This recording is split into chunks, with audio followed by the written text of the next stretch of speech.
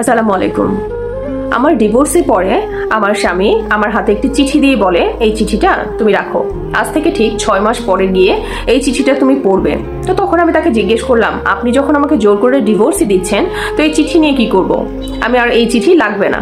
তখন সে আমাকে বলল, এটাই তোমার কাছে আমার শেষ অনুরোধ, চিঠিটা তুমি রাখো। তো আমি না চাইতেও বাধ্য হয়ে চিঠিটা নিয়ে আমার ব্যাগে রাখতে হলো। এখন সবাই জানতে চাইতে পারেন আসলে ডিভোর্সটা হলো কেন। আসলে যে ডিভোর্সটা হলো কেন এটা আমি নিজেও জানি না। যখন সব কাজ শেষে, ডিভোর্স শেষে আমি যখন বাসায় আসছিলাম, তখন দেখলাম আমার স্বামী কান্না করছিল। তখন আমি মনে মনে ভাবলাম, সে যা খুশি করুক, সে আমাকে ঠকিয়েছে, সে আমাকে জোরপূর্বক ডিভোর্স দিয়েছে বিনা কারণে, কোনো কারণ ছাড়াই। সে এখন আর আমার স্বামী না, সে কান্না করুক বা সে কষ্ট পাক, এতে আমার কিছু আর যায় আসে না।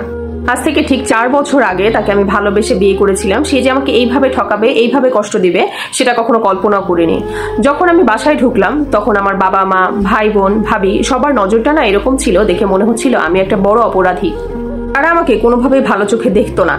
আর এইভাবে যে কত দিন, কত রাত নির্ঘুমভাবে কাটিয়েছে, রাতের বেলা যখন ঘুমাতে যেতাম, সব সময় শুধু একটা কথাই মনে পড়তো, সে আমাকে কোন দোষে আমাকে ডিভোর্স দিল, আমি কি এমন কাজ করেছিলাম যে কারণে সে আমাকে ডিভোর্স দিল।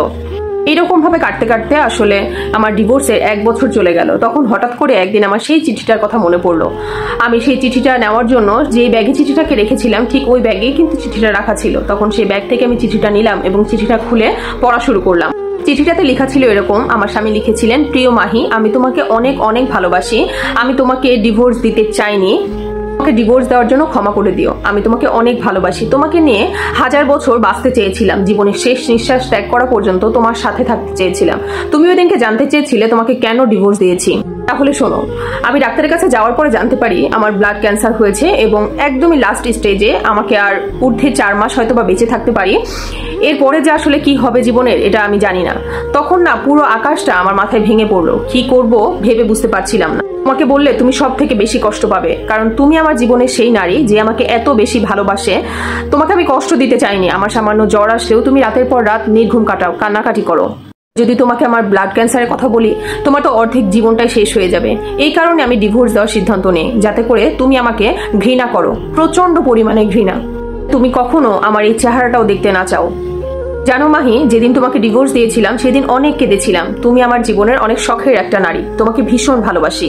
যদি পুনর্জন্ম বলে কিছু থাকে, সেই জন্মেও আমি যেন তোমাকে আমার স্ত্রী হিসেবে পাই। জানো আপু, চিঠিটা পড়তে পড়তে না কোনো এক অজানা জগতে চলে গেলাম, যেখান থেকে আমি কোনোভাবে বের হতে পারছিলাম না।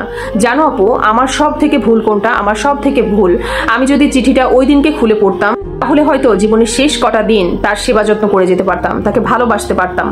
জানো আপু, আমি এখনো বিয়ে করিনি, আমার কোনো সন্তান নেই।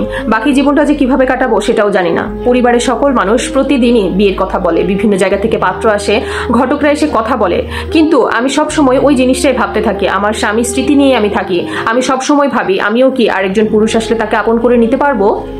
আমি তার সব স্মৃতি ভুলে অন্য একটা মানুষকে আপন করে নিতে পারবো, ভালোবাসতে পারবো। সব সময় মনে হয়, জানো আপু, আমার স্বামী আমাকে এত ভালোবাসতো, এত যত্ন করতো, এত সম্মান করতো, অন্য কেউ কি আমাকে এরকম করবে?